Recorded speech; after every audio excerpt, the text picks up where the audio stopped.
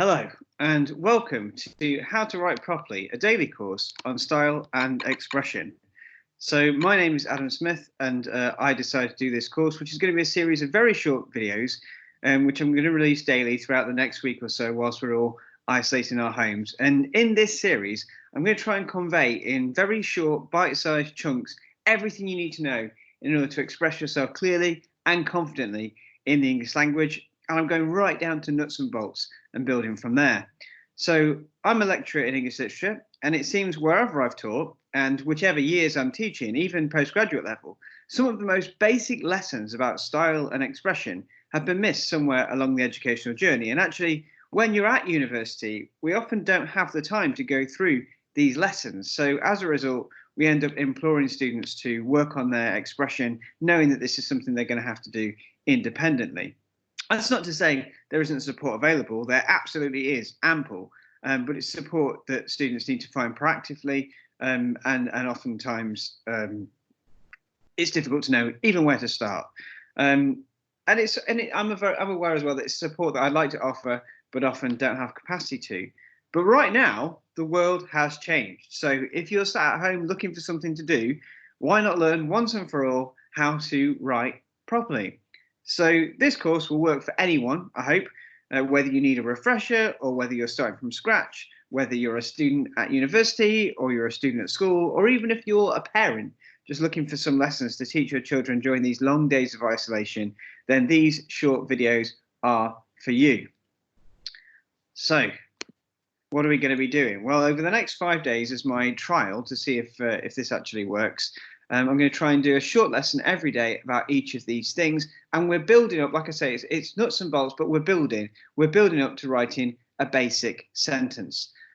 So part one, that's today, is going to be about verbs, what a verb is. Part two will be about adjectives. Part three, nouns. Part four, subjects, and then for the big finale on Friday, verb plus subject equals sentence. So we're going to understand how a sentence works almost molecularly, how it works in its most fundamental parts. So let's get started. What is verbs? So two definitions of a verb. A verb is a word or words that convey an action, an occurrence, or a state of being. So a verb is your part of a sentence that's describing the actual action that's being described.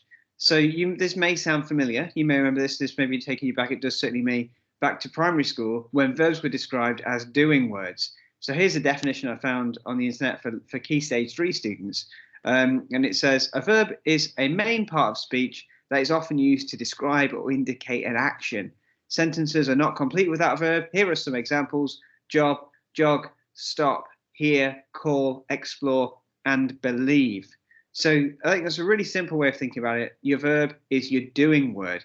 Now, I just want to flag, this is why I've started here, that as it says on the screen there, sentences are not complete without a verb. If you've written a string of words and put a full stop at the end, and that string of words doesn't have a verb in it, what you've got yourself there, whatever it is not a sentence. So that's a crucial point. So let's think a little bit about verbs and sentences and why verbs and sentences have that symbiotic relationship. So again, back to our dictionary definition, a verb forms the main part of the predicate of a sentence, such as hear, become, happen. So those examples aren't as obvious as doing words.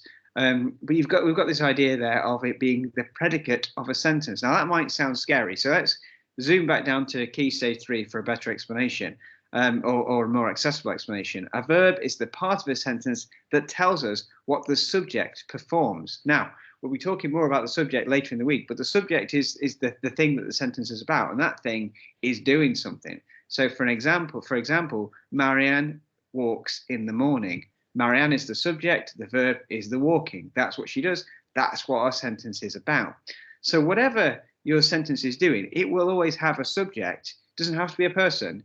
But you'll always be saying something about that subject. That subject is always doing something. That's why a sentence always has to have a verb. Now, quick bonus point before I go. That's all level one. This is level two.